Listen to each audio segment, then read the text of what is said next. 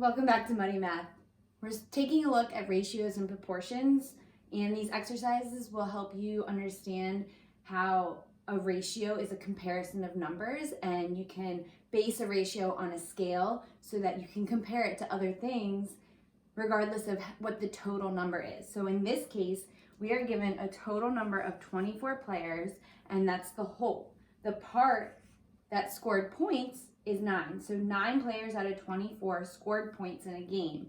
We can use this to figure out a percent. Now, a percent is always out of 100. And a helpful tool to use is the percent proportion, where we have a part over a whole and setting that equal to a percent over 100. I look at the percent symbol and I see 100, so that's how I can help my students give a visual remembrance of what a percent is. It's always out of 100. And as my friend Fauz says, it's a way to gauge reality. If we put everything on a 100 scale, then things are easier to compare. So here we have a part of a team. The whole team is 24, and we want to figure out what percent of players scored points in the game.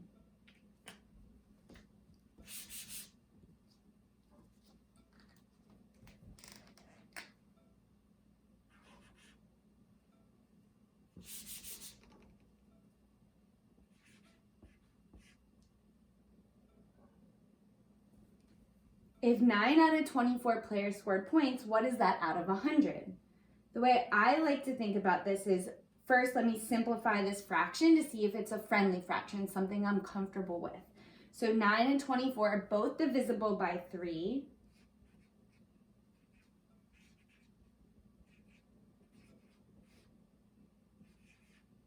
Three-eighths. I'm getting closer to something I'm familiar with. I know that 1/8 is half of 1/4.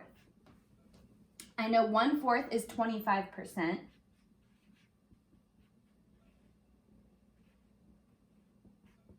So 1/8 must be half of 25%.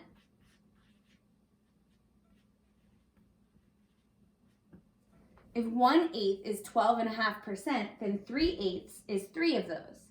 So 3/8 is going to be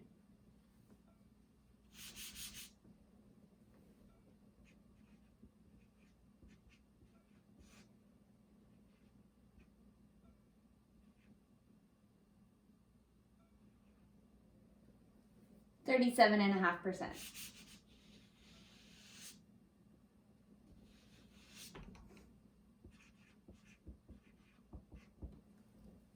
Obviously, you can't have half of a player, but we also realize that there aren't 100 players on the team. It's 24 players. Now we can compare this to another team who has maybe 50 players and base them both off of a 100 scale, so it's easier to compare what percent of the teams are scoring points. Thanks for tuning in. Keep going with your test prep. You're going to do great.